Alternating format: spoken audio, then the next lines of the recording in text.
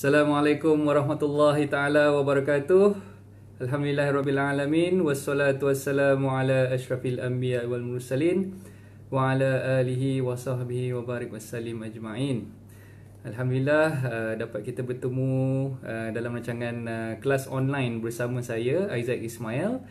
Okey, saya percaya yang ramai di kalangan kita yang sekarang ni berada di rumah kerana terpaksa mematuhi arahan daripada pihak kerajaan lah akibat daripada penularan wabak COVID-19 yang sekarang ni sedang melanda dunia.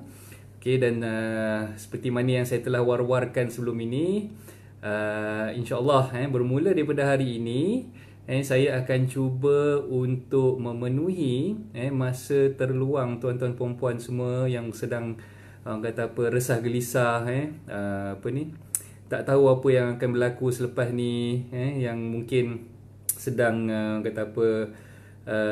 terperap duduk di rumah, tak ada buat apa-apa aktiviti, jadi saya terpanggil untuk mengadakan sesi kelas secara online. Jadi kelas online ni saya khususkan untuk membincangkan topik-topik yang telah pun saya kongsikan di dalam buku tips mudah jual beli hartanah yang saya tulis, dan saya percaya telah ramai pun mendapatkan e-book tersebut. Dan untuk memulakan kelas pada pagi ini, saya mengharapkan bagi anda yang telah memiliki e-book tips mudah jual beli hartanah tu untuk bersedia dengan e-book masing-masing.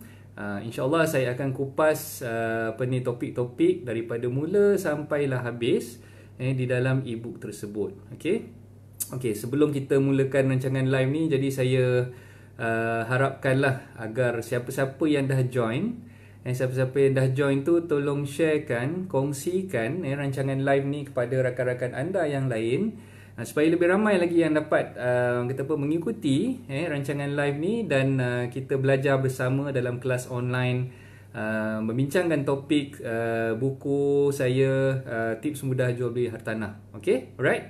Jadi sementara nak tunggu kawan-kawan yang lain masuk tu, mungkin kita boleh berkenal-kenalan dulu. Siapa yang dah join tu boleh kenalkan diri, boleh letak di ruangan komen, bagi salam ke, lambai-lambaikan tangan ke, ataupun anda mungkin nak ceritakan pengalaman daripada semalam, sejak hari pertama kita terpaksa duduk di rumah, apa yang telah anda jalankan. Saya percaya banyak aktiviti yang sebenarnya kita boleh buat, walaupun kita duduk di rumah bersama keluarga. Macam-macam aktiviti sebenarnya kita boleh buat. So macam saya daripada semalam tu, saya duduk sembang dengan anak-anak, tengok TV sama-sama, kita bertadarus, macam-macam lah aktiviti yang kita boleh jalankan. Dan kalau dah tak tahu sangat apa nak buat tu, mungkin kita boleh kemas rumah kita sendiri. Kalau selama ni mungkin kita tak ada masa, nak duduk kemas rumah, bersapu sampah ke, nak mop lantai ke, nak vacuum dan sebagainya. Jadi sepanjang cuti yang panjang ni, ada rezeki masa lebih ni, kita cuba terapkanlah nilai-nilai murni bersama keluarga kita. Sama-sama lah kita bergotong royong kemas rumah, sama-sama kita bergotong royong masak. Kalau mungkin sebelum ni dapur tu kurang berasap, masih makan kat luar je, tak sempat nak masak kat rumah tu. Jadi inilah masa yang paling sesuai bagi saya untuk kita sama-sama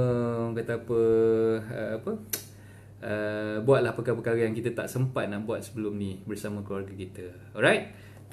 Jadi ni bersama saya ada buku tips mudah jual beli hartanah. Nampak tak? So saya percaya masing-masing dah pun mempunyai e-book masing-masing. Jadi macam saya dah ingatkan semalam untuk mengikuti kelas online pada pagi ni. So elok jika anda bersedia dengan e-book yang telah pun saya emailkan kepada anda semua. Bagi anda yang mungkin belum lagi mendapat e-book tips mudah jual beli hartanah ni, anda boleh masuk ke landing page https :// hartanahdananda.com Hartanah, Hartanah, Hartanah dan DANANDA, anda, sambung satu perkataan, .com, com, palang, ebook, ebook, ebook tips, Hartanah, ebook tips Hartanah.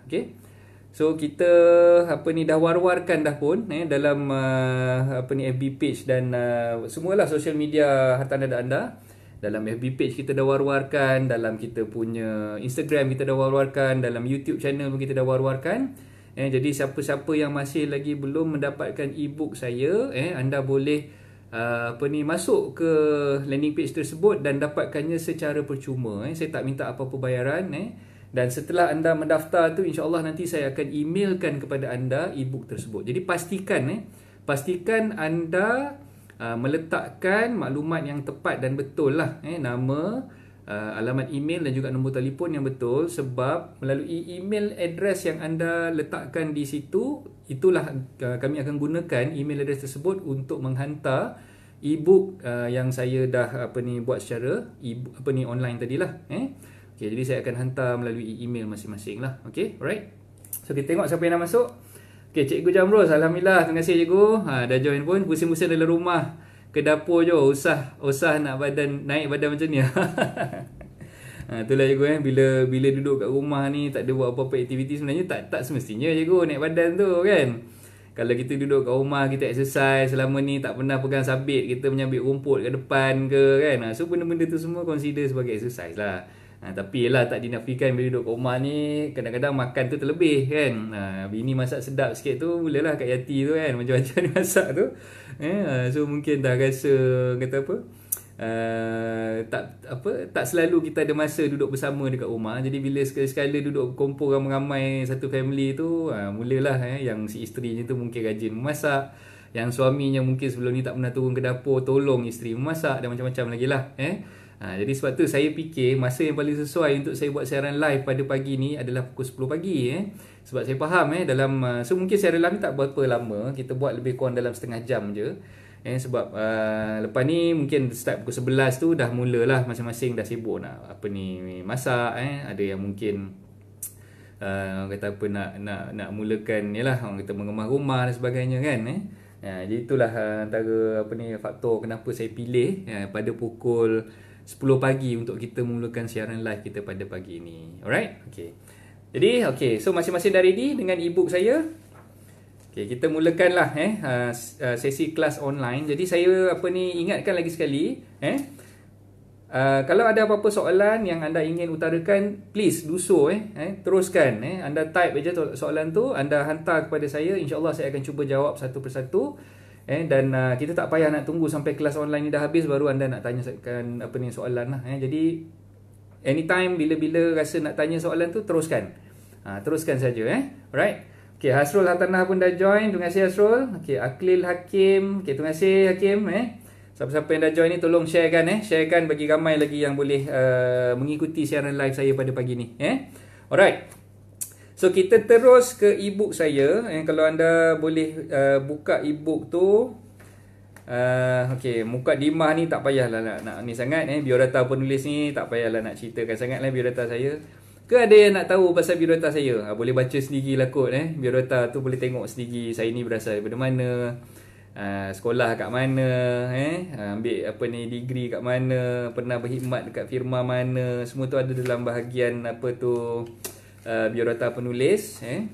Jadi kalau untuk topik pertama yang kita nak belajar pada pagi ni, kita terus ke bahagian pengenalan.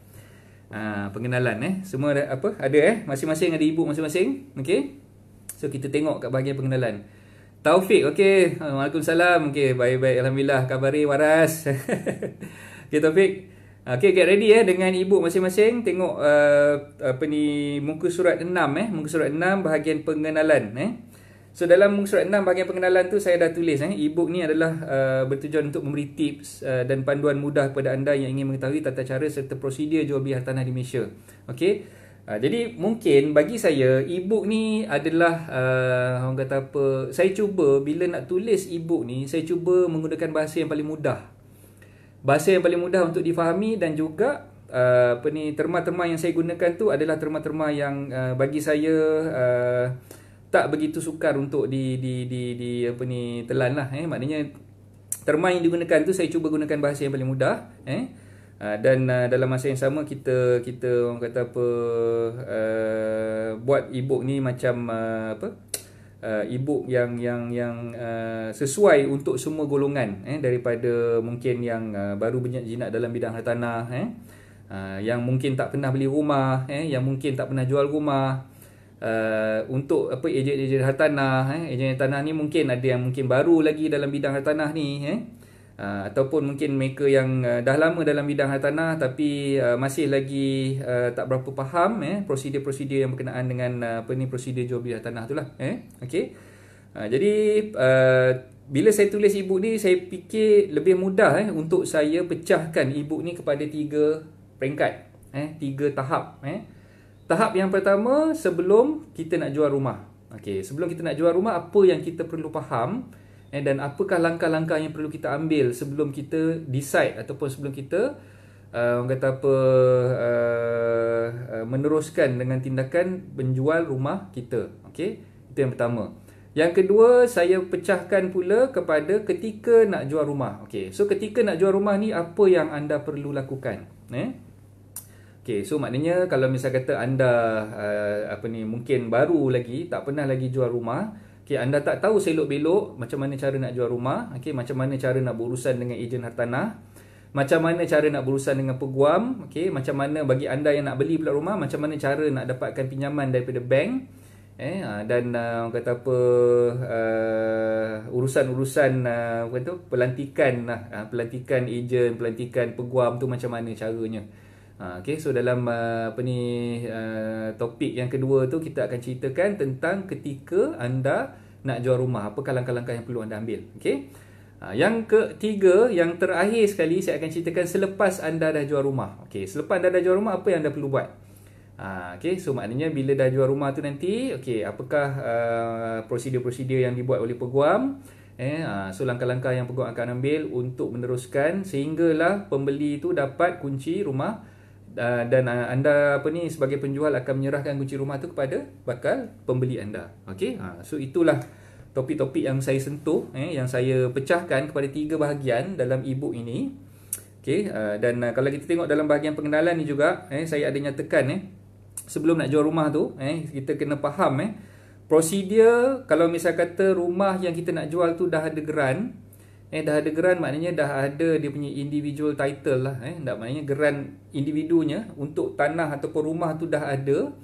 Prosedurnya adalah berbeza jika dibandingkan dengan hartanah yang masih lagi di bawah geran induk ataupun master title. Okay, itu saya dah tekankan pada awal-awal tu. Okay, di mana kalau misal kata hartanah yang mempunyai individual title, dia mesti menggunakan borang pindah milik. Borang pindah milik ataupun yang kita selalu panggil sebagai MOT, ataupun dalam bahasa Kanun Tanah Negara tu kita panggil dia sebagai borang 14A. Okey, so itu untuk hartanah yang mempunyai geran individu. Jadi bagi hartanah yang mempunyai geran individu, prosesnya pendaftaran untuk melakukan pindah milik tu perlu dibuat menggunakan borang pindah milik, borang MOT, borang 14A itu, dan didaftarkan di pejabat tanah yang berkenaan. Okay, jadi kena faham kat situ. Maknanya bila lawyer prepare perjanjian jual beli, lawyer akan prepare dokumen-dokumen untuk pindah milik tu didaftarkan di pejabat tanah sekali. Okay, untuk property, untuk hartanah yang mempunyai geran individu. Itu prosedur dia. Okay. Right. So dalam bahagian pengenalan tu juga saya ada terangkan, okey, jika harta tersebut masih di bawah geran induk ataupun bahasa sekarang yang kita gunakan ni dalam master title. Okey, master title ni maksud dia geran individu ataupun geran strata untuk rumah tersebut masih lagi belum dikeluarkan oleh pejabat tanah. Jadi maknanya setiap unit tu tidak ada lagi geran masing-masing dan dia menumpang ataupun dia menggunakan geran master ataupun geran induk. Okey, jadi bila adanya kalau tuan-tuan perempuan tengok hartanah yang tuan-tuan perempuan nak jualkan ni masih lagi di bawah geran induk ataupun master title. Jadi pindah milik tu bukan tak boleh dibuat, boleh dibuat. Cuma dia tidak menggunakan borang pindah milik ataupun borang MOT 14A yang saya sebutkan tadi. Maknanya urusan untuk buat pindah milik tu akan dibuat oleh penjual kepada pembeli menggunakan apa yang kita panggil deed of assignment ataupun dokumen surat ikatan serah hak. Surat ikatan serah hak, okey, deed of assignment, okey, yang selalu kita sebut sebagai DOA. DOA, okey. Okey, so ingat kalau dah ada geran, dah ada serata title ataupun individual title, kita akan gunakan MOT ataupun Memorandum of Transfer. Borang 14A. Okey, itu bagi hartanah yang ada geran. Okey. Kalau hartanah tu tidak ada geran, kita akan gunakan deed of assignment ataupun DOA. Itu je setakat ni yang tuan-tuan perempuan perlu faham. Okey. Kenapa saya pecahkan benda ni? Awal-awal lagi saya dah terangkan dalam bahagian pengenalan, sebab prosedur-prosedur yang kita akan ikuti bergantung kepada jenis hartanah ni tadi. Daripada awal lagi tuan-tuan perempuan perlu faham. So maknanya kalau dah ada geran, prosedurnya ikut macam yang saya terangkan tadi, pakai borang 14A. Kalau yang tak ada geran, kita pakai DOA. Okay, cukup setakat tu yang tuan-tuan perempuan perlu faham untuk bahagian pengenalan ni dulu. Okay, alright. So, kalau katalah tuan-tuan perempuan sebagai penjual masih lagi belum tahulah ataupun tak pernah, kadang-kadang dia dua perkara lah. Satu, dia memang tak tahu. Memang tak tahu. Yang kedua ni dia tak nak ambil tahu. Okay, dua-dua perkara ni biasalah. Sebagai penjual tu kadang-kadang bila kita dah duduk rumah tu, mungkin masa kita beli rumah tu kita tak rasa macam kita nak jual. Tak apalah, kita tak jual kot rumah ni, kita akan duduk sampai bila-bila. Jadi apa-apa surat yang datang, apa-apa benda notis yang datang, kita tak pernah ambil tahu. Okay, ramai sebenarnya klien-klien saya, penjual ni, bila dia nak jual rumah, baru dia tersentak lah. Baru dia fikir, oi, tak pernah tahu pula ada benda ni, tak pernah tahu pula ada proses macam ni apa semua. Jadi persoalannya sekarang ni, kalau sekiranya sebagai penjual anda tak tahu sama ada rumah anda tu dah ada geran ataupun belum, macam mana nak buat? Okay, ini isu yang biasa kita alami kat mana-mana owner-owner rumah, penjual-penjual rumah, bakal-bakal penjual rumah ni. Bila dia nak jual rumah baru dia gelabah, baru dia nak fikir betul lah nak kena cari benda ni semua, tak ada kat dalam simpanan, tak ada dalam file dan sebagainya. Ada ke tidak filenya? Tak ada file langsung kan. So bila nak jual rumah ni barulah terhege-hege nak cari apa semua kan. Dan ejen tanah saya rasa banyak yang mengalami masalah macam ni. Bila tanya owner tak tahu, itu tak tahu, ini tak tahu, bayar cukai pintu ke tidak tak tahu, bayar cukai tanah ke tidak tak tahu, semua benda dia tak tahu. Dia mengharapkan khidmat daripada ejen ni lah, daripada rent ni, untuk bantu dia nak dapatkan semua benda. Tapi yalah, macam mana kita nak bantu kalau misal kata dokumen-dokumen yang berkenaan tu, surat-surat yang berkenaan tu dia tak pernah simpan, dapat dia buang ke, ataupun mungkin alamat dalam tu dia tak update ke, hantar ke alamat rumah lama masa dia nak beli rumah dulu tu, dia gunakan alamat lama ke kan. Jadi sampai ke tahap dia nak jual tu, dia tak disimpan apa-apa rekod sekalipun. Bila kita tanya, semua benda dia tak tahu. Okay, jadi macam mana kita nak pastikan kalau misal kata berlaku kes-kes macam ni. Okay, sebelum tu saya tengok dulu siapa-siapa yang dah masuk. Okay, Syarizan, okay, alhamdulillah berat semakin turun bila orang rumah panik tak tahu nak masak apa. Okay, betul juga tu, ada yang jenis panik pula tak tahu nak masak apa kan. Taufik, okay, situasi sekarang ni boleh bagi kesan pada sektor hartanah tak? Contoh harga hartanah jatuh ke? Okay, itu setakat ni saya rasa kalau nak cakap berkenaan dengan faktor yang mengganggu ataupun menjejaskan sektor hartanah ni, COVID-19 ni sebenarnya bagi saya adalah faktor yang mungkin akan memberi kesan juga, akan memberi kesan juga. Tapi sebenarnya kalau kita cerita tentang kejatuhan harga hartanah ni, dia dah berlaku bukan daripada tahun ni, daripada tahun mungkin 2018 lagi. 2018 lagi kita dah rasa dah sebenarnya harga hartanah tu dah mula stagnan. Dan 2019 tahun lepas tu sebenarnya harga hartanah dah mula menurun sedikit demi sedikit lah. Dia tengok location, tengok location dan tengok demand lah. Ada location yang mungkin harganya agak stabil, ada location yang mungkin harganya tu dah mula menunjukkan penurunan lah. Jadi untuk menjawab soalan Taufik tu, saya rasa sedikit sebanyak impact daripada COVID-19 ni mungkin tak begitu ketara. Tapi kalau misalnya kata impact daripada pasaran hartanah secara global lah, kalau kita tengok sekarang ni, dia sebenarnya bila berlaku penawaran melebihi permintaan, dari kalau kita belajar ekonomi sekalipun, penawaran melebihi permintaan itu adalah salah satu sebab yang memungkinkan harga suatu barangan ataupun perkhidmatan tu akan turun. Jadi macam rumah ni sekarang ni pun penawarannya sebenarnya sekarang ni melebihi daripada permintaan. Sebab tu itu antara salah satu faktor mengapa kalau kita tengok harga tanah sekarang ni agak stagnan dan dah mula menurun. So itulah jawapan yang saya boleh berikan kepada Taufik punya soalan tadi tu. Alright.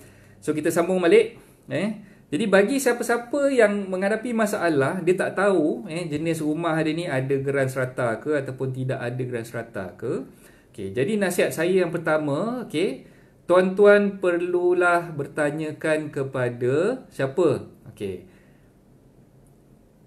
Yang paling mudah adalah dapatkan nombor telefon ataupun hubungilah pihak pemaju hartanah di mana tuan-tuan perempuan beli rumah tersebut dulu. Contoh katalah tuan-tuan perempuan beli dulu dengan PKNS sebagai contoh kan.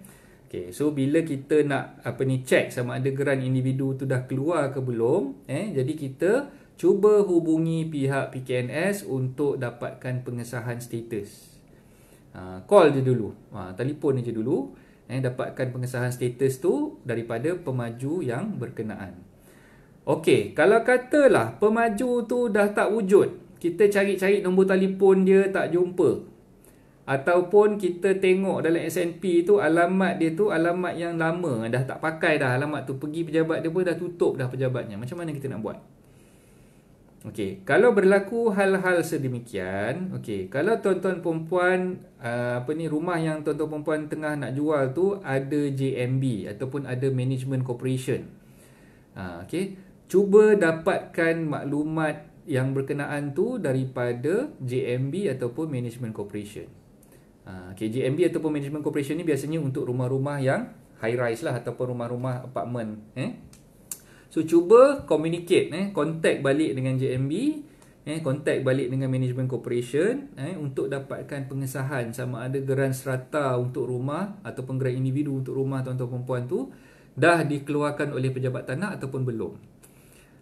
Dalam hal-hal macam ni ada juga setengah owner yang beritahu dengan saya, alamak segan lah nak contact JMB, nak contact management corporation ni. Saya tanya balik, kenapa segan? Sebab selama saya beli rumah ni saya tak pernah duduk. Tu satu. Yang kedua, selama saya beli rumah ni saya tak pernah bayar maintenance. Nampak tak? Nampak tak kat situ? Dia tak pernah bayar langsung maintenance daripada mula-mula dia beli rumah tu sampailah ke tarikh dia nak jual sekarang ni. Dan kat situ dia rasa segan sendiri. Sebab bila dia nak contact dengan JMB, maknanya kantoi lah dengan JMB kan, yang selama ni rumah tu tak pernah berbayar maintenance-nya. Jadi dalam hal macam ni saya nasihatkan dia, memang macam mana sekalipun bila encik nak jual rumah encik ni, tunggakan maintenance tu encik kena bayar dulu. Encik kena selesaikan dulu satu persatu. Bukan maintenance saja, macam-macam lagi lah. Cukai pintu, cukai tanah, bayaran utility bill, TNB, indah water, syabas, semua tu kena bayar. Bila nak jual rumah tak boleh lari sebenarnya. Tuan kena bayar semua tunggakan-tunggakan yang ada ke atas rumah yang tuan nak jual tu sebelum boleh buat proses pindah milik kepada pembeli. Jadi bila dia rasa segan-segan apa semua tu, saya cakap dengan dia, sekarang ni macam ni lah, kalau encik rasa macam segan nak communicate dengan pihak JMB ataupun management corporation, ada satu cara saja lagi macam mana nak check tu. Maknanya encik boleh minta tolong ejen hartanah ataupun peguam untuk tolong checkkan. Tapi memang bila pihak JMB dah dapat trace yang encik tak bayar, maintenance tu, dan cik nak jual rumah tu nanti, memang dia akan cakap okay, you kena bayar dulu maintenance ni, barulah kita akan bantu untuk buat proses penukaran nama dekat atas pindah milik tu nanti. Okay, so biasa memang macam tu, dia minta kita bayar dulu. Dan selalunya bila lawyer yang uruskan hal-hal sebegini, lawyer akan maklumkan kepada owner, okay, encik memang tak boleh tidak, encik kena settlekan dululah apa-apa tunggakan yang ada. Kalau tak, memang JMB tak akan bagi kerjasama lah. Dan JMB berhak buat demikian. Sebab apa? Tanggungjawab kita sebagai pemilik unit tu, sebagai pemilik hartanah tu, kita kena pastikan yang setiap bayaran maintenance yang kita kena bayar, sinking fund, fire insurance, kita punya bil-bil utility, semua tu kita kena jelaskan lah. Okay, jadi bila kita nak dapatkan pengesahan strata title ataupun individual title tu dah keluar ke belum, masa ni lah yang biasanya JMB akan minta kita bayar. Semua tunggakan-tunggakan tu perlu dijelaskan terlebih dahulu. Okay, alright. So itu antara salah satu cara lah. Tadi saya dah beritahu kontak pemaju. Yang kedua, kontak JMB ataupun Management Corporation untuk kenal pasti sama ada geran tu dah keluar ataupun belum lah. Okay. Cara yang ketiga adalah kita kontak balik dengan pihak siapa? Siapa boleh tolong jawab? Ada yang tahu ke yang boleh bantu saya untuk jawab kat sini? Okay, saya pernah terangkan benda ni dalam rancangan live saya sebelum ni. Okay. Pihak yang ketiga sebenarnya kita boleh dapatkan pengesahan tu daripada siapa? Daripada jiran-jiran kita. Okey, ini antara perkara yang kadang-kadang kita terlepas pandang lah. Okey, sebenarnya kalau katalah kita duduk dalam satu community, dalam satu community yang mungkin community tersebut adalah community yang aktif.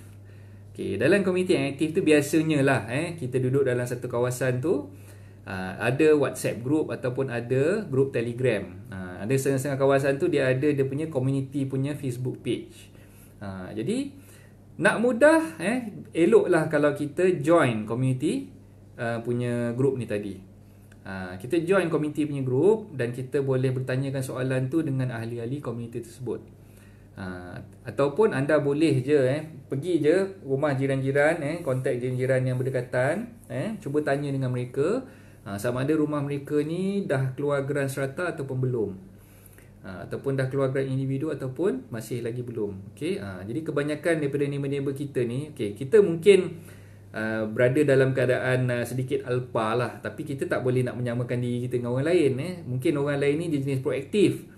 Neighbor kita ni mungkin jenis yang proaktif. Jadi sebelum apa-apa tu dia dah confirmkan dulu status rumah masing-masing tu dengan pihak pemaju dan sebagainya. Jadi tak salah kalau kita bertanya dengan mereka, dapatkan maklumat tu dengan mereka sama ada neighbor kita ni, jiran-jiran kita ni dah ada geran strata masing-masing ataupun belum.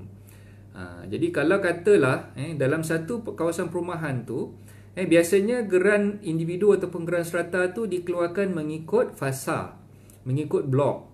Okay, so kalau kata rumah pangsa ataupun rumah apartmen, blok, kalau yang kita duduk dalam blok tu, blok A sebagai contoh.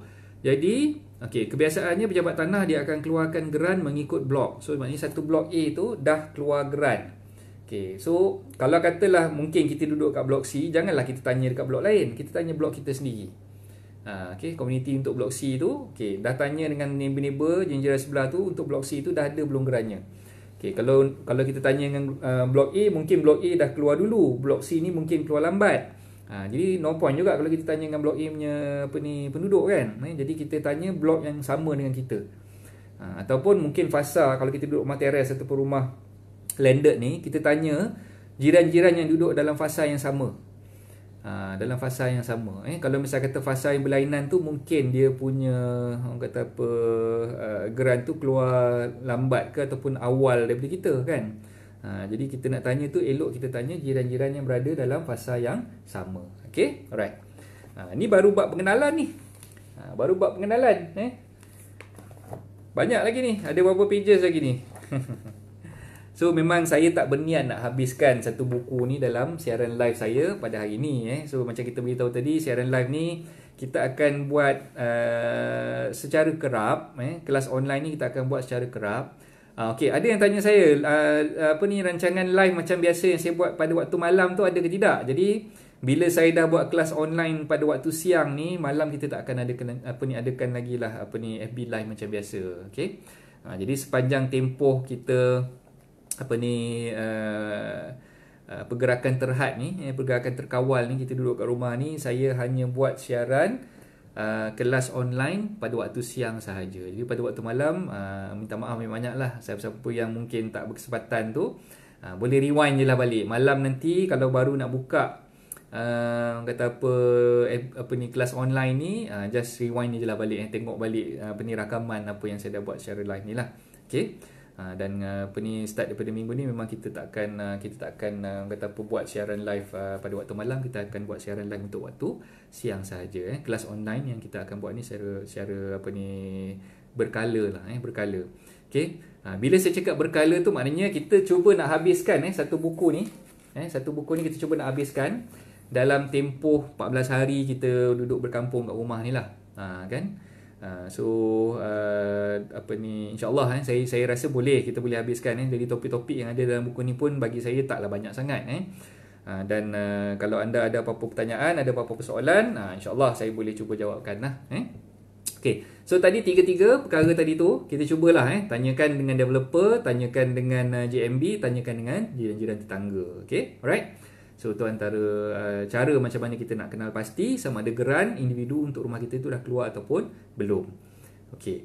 Sebab apa saya kata kena dapatkan status ataupun kena pastikan status geran individu tu dah ada ke belum? Sebab inilah yang kita perlukan bila peguam nak buat perjanjian jual beli. Peguam kena pastikan dulu status rumah tu dah ada geran ataupun belum. Jadi siapa yang perlu pastikan? Yang perlu pastikan adalah penjual lah, owner yang kena pastikan. Dan sama juga bila anda berurusan dengan ejen hartanah pun perlukan pengesahan daripada anda sebagai penjual untuk mengesahkan yang rumah tu dah ada geran ataupun belum. Sebab apa? Isunya adalah untuk pembeli. Bila pembeli ni nak buat pinjaman dengan bank, biasanya bank akan minta untuk buat permohonan pinjaman tu, bank akan minta salinan geran untuk rumah tu ataupun salinan carian untuk dia proses loan application bagi pihak pembeli. Sebab tu ejen pun perlukan salinan geran tu, diperlukan untuk pihak ejen submit kepada pihak bank untuk bank proses pinjaman perumahan bagi pihak pembeli. Okay, right. So faham Okay, kenapa benda tu perlu dan macam mana kita nak gunakan apa yang kita panggil maklumat tadi tu untuk tujuan proses pinjaman ataupun permohonan pinjaman pembeli dengan bank dia, dan juga peguam nak siapkan dia punya SNP ataupun Sale and Purchase Agreement dengan peguam lah. Alright. Okay. So kalau misal kata kita dah kenal pasti yang sebenarnya geran tu dah dikeluarkan oleh pejabat tanah, tapi geran tu masih lagi belum bertukar nama daripada nama pemaju kepada nama kita sebagai penjual. Okay. Faham tak? Maksud dia, geran dah keluar. Geran individu tu dah dikeluarkan. Tapi geran tu masih lagi diletakkan atas nama pemaju. Sebab bila kita beli rumah dengan pemaju, kita sign SMP, masa tu geran individunya belum lagi. Tak dikeluarkan lagi oleh pejabat tanah. Okey, lain lah macam sekarang. Sekarang ni bila dah ada akta hak milik serata, akta hak milik serata ni dah mewajibkan setiap pemaju bila dia nak serahkan kunci, kepada pembeli, pemaju kena serahkan kunci bersama-sama dengan milikan kosong tu beserta dengan geran seratanya masing-masing. Itu cerita sekarang. Ini cerita yang kalau kita buat urusan subsale, yang kita beli rumah ni mungkin 10 tahun dulu, 15 tahun dulu, 5 tahun dulu ke kan, yang masih lagi belum ada geran serata. So masa kita sign SMP dengan pemaju, perjanjian jual beli yang kita tandatangani dengan pemaju tu, biasanya kita tandatangani dia menggunakan dalam SNP tu geran induk ataupun master title. Jadi Bila pemaju membuat permohonan untuk pecahkan geran, untuk pecahkan geran ataupun dipanggil subdivide, bila nak pecahkan geran tu kepada lot-lot yang berkenaan. Katalah dalam kawasan perumahan tu, katalah tuan-tuan perempuan beli rumah teres, dalam fasa pertama tu katalah ada 100 unit rumah. Jadi pemaju akan memohon kepada pejabat tanah untuk pecahkan geran tu kepada 100 unit. Daripada geran, mungkin geran tu ada 5 ekar, daripada 5 ekar tu dia akan pecahkan kepada 100 unit rumah. Okey. Jadi bila dah dapat geran dikeluarkan oleh pejabat tanah, geran yang dikeluarkan oleh pejabat tanah tu akan diletakkan nama pemaju di dalam geran tersebut. Jadi bila kita tengok geran individu tu, nama dalam geran tu adalah nama pemaju. Contohlah macam pemaju tu Perbadanan Kemajuan Negeri Selangor, PKNS. Jadi dalam geran tu dia akan tulis nama PKNS lah. Okay. So kalau katalah tuan-tuan perempuan dah dapatkan salinan geran daripada pemaju ataupun salinan geran daripada pihak yang saya sebut tadi lah, JMB ke ataupun Management Corporation ke, dah tengok dalam geran tu masih lagi tertera nama pemaju. Jadi macam mana proses yang tuan-tuan perempuan perlu buat? Okay. So kalau misal kata masih lagi atas nama pemaju, kita sebagai penjual ni boleh memohon ataupun kita boleh menulis surat kepada pemaju melalui peguam. Peguam yang mengendalikan urusan jual beli hartanah anda tu tadi. Maknanya kalau katalah anda dah lantik peguam ABC & Co sebagai contoh. Okay, so maknanya ABC & Co tu perlu menulis surat kepada pemaju untuk mendapatkan pengesahan status.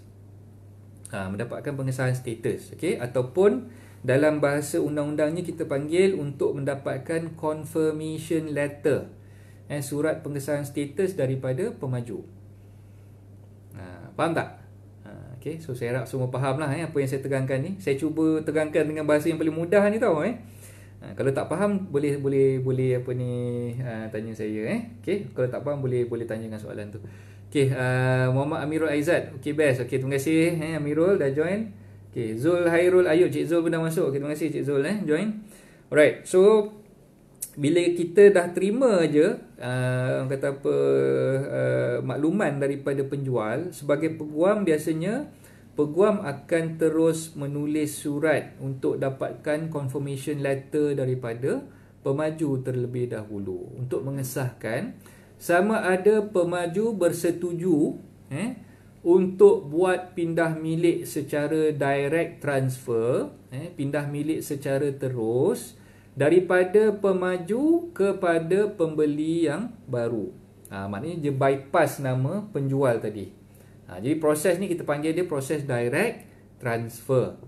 Jadi lawyer akan tulis surat tu ditulis kepada pemaju yang kita minta untuk pemaju dapatkan ataupun pemaju benarkan proses pindah milik secara direct transfer daripada pemaju dibuat terus kepada pembeli yang baru. Okay. Kalau misal kata pemaju benarkan, dia boleh jadi benarkan ataupun tak benarkan proses untuk direct transfer ni. Kalau pemaju benarkan, alhamdulillah, maknanya tak perlu lagi nak undergo proses untuk pindah milik tu 2 kali.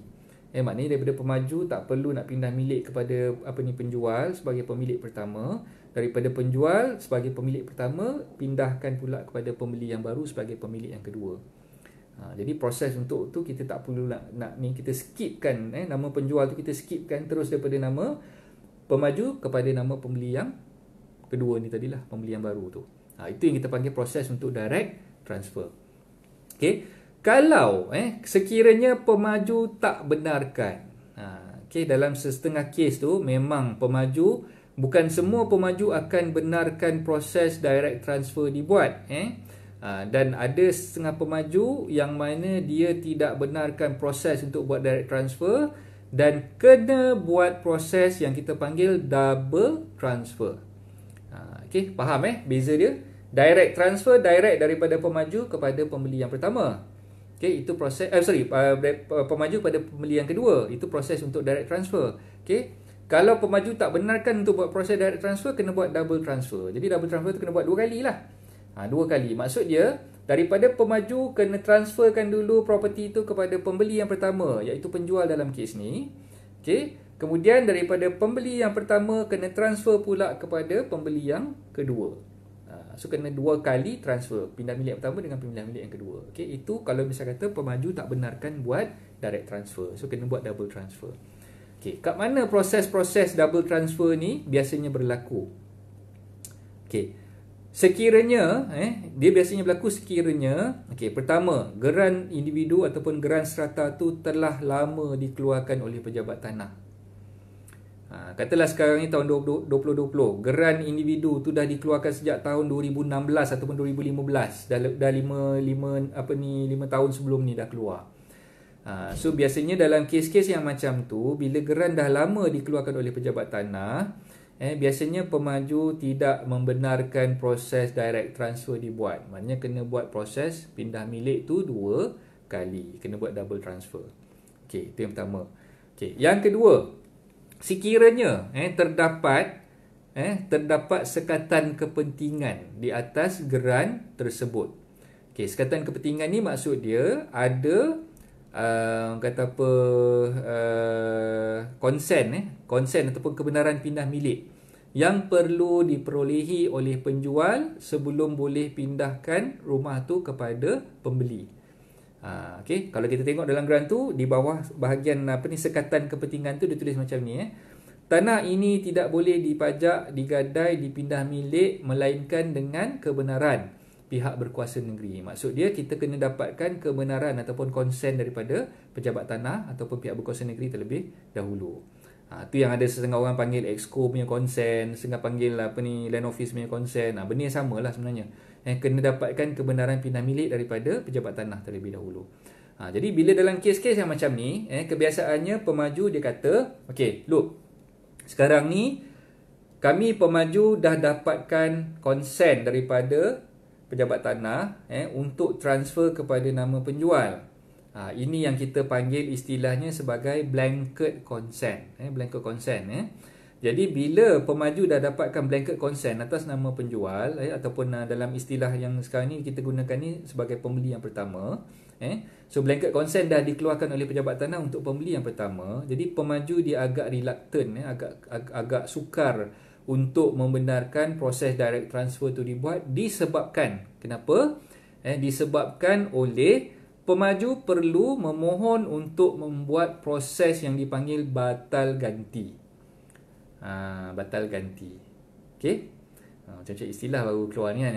So hari ni macam-macam benda yang tuan-tuan puan akan belajar Okey? Tak apa, itu sebenarnya niat saya Okey, ada kertas dengan pen, catat. Apa yang saya tuliskan ni catat Okey? Sebab mungkin dalam e-book saya ni saya tak sentuh secara menyeluruh. Jadi saya nak bagi tuan-tuan puan faham, so saya akan sentuh secara menyeluruh melalui kelas online yang saya buat ni lah. Okey, so maknanya bila kena buat proses batal ganti, batal ganti kat situ agak tedious lah. Agak tedious, agak menyukarkan bagi pihak pemaju. Pemaju kena tulis surat, kena isi borang, kena hantar ke pejabat tanah. Lepas tu pejabat tanah kena proses. Bila dah proses tu kena keluarkan blanket consent yang baru untuk masukkan nama pembeli yang kedua ni tadi. Jadi kes-kes yang macam ni biasanya pemaju-pemaju ni agak kurang berminat lah untuk bantu dari segi nak buat proses direct transfer tu disebabkan adanya batal ganti yang perlu dibuat. Okey, itu antara sebab, antara faktor kenapa pemaju-pemaju ni dia agak susah nak buat direct transfer disebabkan kena banyak proses-proses yang berkenaan lah yang perlu dibuat oleh pemaju tu. Okey. Faham Okey. Apa Cik Zul dekat ni? Okey, Assalamualaikum Coach dan semua rakan-rakan. Waalaikumsalam. Okey, Keviet. Oh, faham. Batal ganti. Yalah. So Cik Zul dah biasa dengar kan siaran live saya. So mungkin dah pernah dengar lah sebelum ni apa yang saya ceritakan tentang proses batal ganti tu. Alright. So Maknanya kalau katalah kita nak kena buat proses batal ganti, jadi benda tu akan merenyahkan dan pemaju agak kurang berminat lah untuk teruskan ataupun uruskan dengan proses direct transfer tu disebabkan kena buat batal ganti tu. Kalau ia pun pemaju nak buatkan proses batal ganti tu, ada kos-kos tertentu yang perlu dibayar kepada pemaju. Ada kos-kos tertentu yang boleh dikenakan oleh pemaju. Okay, sebagai contoh lah, yang dipanggil sebagai administratif ataupun kos-kos pentadbiran. Okay, pemaju berhak untuk mengenakan tu dan penjual perlu tanggung. Penjual perlu tanggung kos-kos yang melibatkan urusan dengan pemaju untuk buat batal ganti dan untuk buat direct transfer ni, yang perlu tanggungnya adalah penjual. Okay, sebab apa saya kata penjual kena tanggung? Sebab nak menjual hartanah ni sebenarnya dia yang kena sekatan. Sekatan kepentingan tu dalam geran tu dah disebutkan, tanah ini tidak boleh dipajak, digadai, dipindah milik melainkan dengan kebenaran pihak berkuasa negeri. Jadi maknanya kat situ secara impliedly kita faham bahawa yang dikenakan sekatan tu adalah penjual. Dia yang tidak boleh memindah milik, dia yang tidak boleh menjual kan. Jadi bila dia tidak boleh menjual tanpa kebenaran pihak berkuasa negeri kat situ, so secara dasarnya kita faham bahawa yang menanggung ataupun yang perlu mendapatkan konsen, yang perlu mendapatkan kebenaran pindah milik dalam kes-kes macam ni adalah penjual. Dan bila melibatkan urusan yang direct transfer ni pun patutnya penjual yang kena dapatkan. So kos-kos tu perlu ditanggung oleh penjual lah. Okay. Pernah tapi kurang faham. Okay, sekarang Cik Zul dah faham belum? Kalau tak faham tak apa, saya ulang lagi sekali sampai faham, sampai lebam lah. Okay.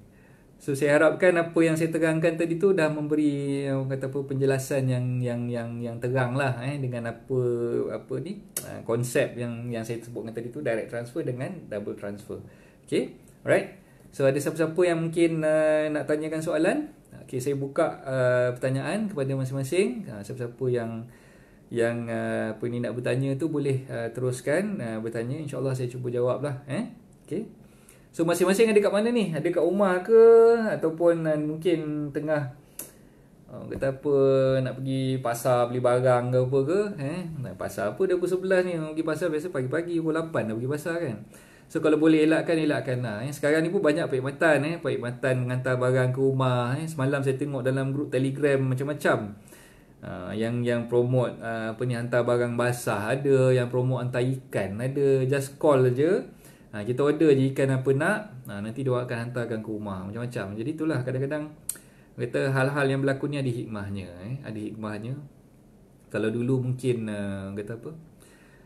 ada yang agak suang-suang kuku lah, yang bisnes online ni tak berapa nak menjadi. Sekarang ni bila berlaku macam ni, bila ramai orang tak boleh nak keluar rumah ataupun dia rasa takut untuk keluar rumah, jadi dia lebih selesa untuk membeli barangan secara online. Jadi sekarang ni baru nampak lah kesannya tu. Itulah orang kata blessing in disguise. So ada hikmah-hikmah tertentu lah yang akan memberi benefit kepada setengah pihak lah. Jadi sebab tu saya kena bersyukur dengan apa yang kita ada sekarang ni. Sentiasa tanamkan dalam diri ni, sentiasa faham bahawa setiap kejadian yang Tuhan jadikan tu memang ada hikmahnya. Itu yang paling penting lah. Jangan kita mengeluh, jangan kita rasa macam susah, jangan rasa terbeban dengan apa-apa yang Tuhan anugerahkan kepada kita. Kadang-kadang kita tak tahu apa-apa perkara yang Tuhan jadikan ni ada je dia punya hikmah di sebaliknya kan.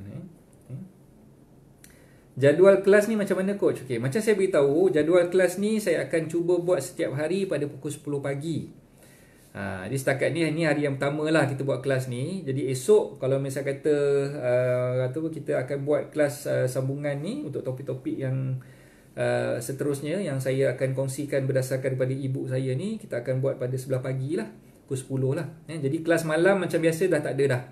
Jadi kelas FB live saya untuk malam ni lah, sepatutnya Khamis kan, malam ni dah tak ada lah. Jadi kita akan buat pengisian di sepanjang tempoh cuti restriction movement of restriction punya order ni. kita akan buat di sebelah pagi lah, pukul 10 insyaAllah.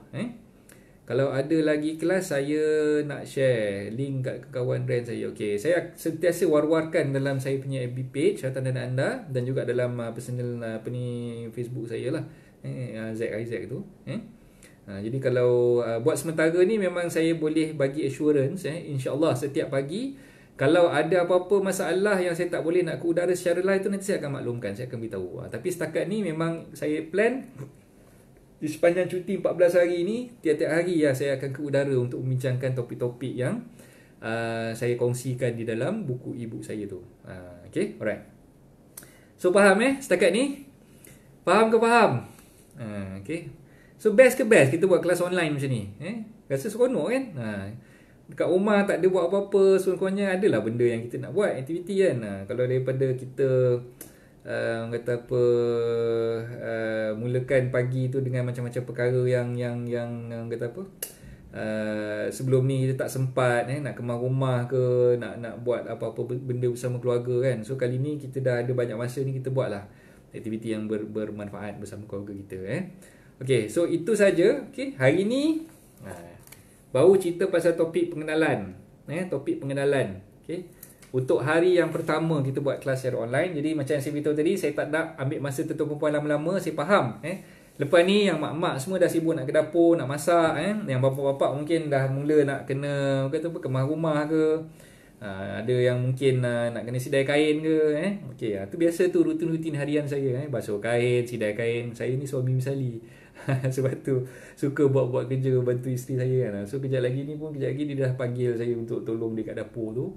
Dia kata tolonglah apa-apa yang betul. Kalau sebelum-sebelum ni abang-abang kat luar tu tak pernah lagi masuk ke dapur, tengok, menjenguk apa isteri buat. Jangan setakat menjenguk aja. Tolonglah. Kalau dia tengah potong bawang tu, tolonglah potong bawang.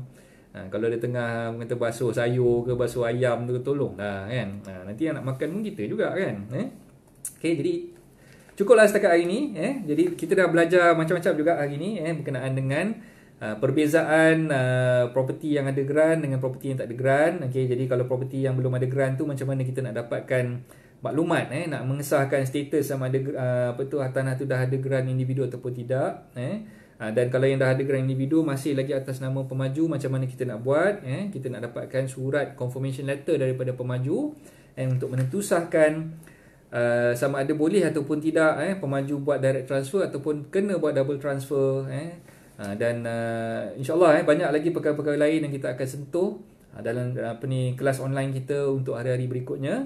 Jadi cukuplah setakat ni. Saya tak nak ambil masa tuan-tuan perempuan lama-lama. Okay, jadi masing-masing stay at home, be safe, jangan keluar rumah, jangan buat benda-benda yang tak sepatutnya anda buat.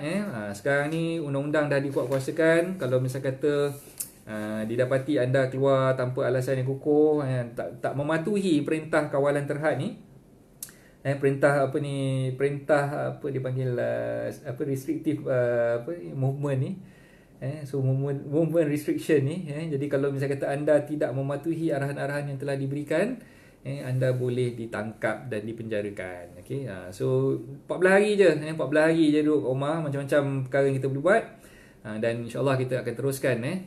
Terima kasih bos, nak tolong masak pula. Okay, alhamdulillah. Tahu Azrul memang sayang bini kan. Okay, right, samalah kita Azrul. Kejap lagi kita sama-sama lah turun ke dapur, tolonglah apa-apa yang patut. Tengah hari nanti kita boleh lah makan sama-sama dengan keluarga.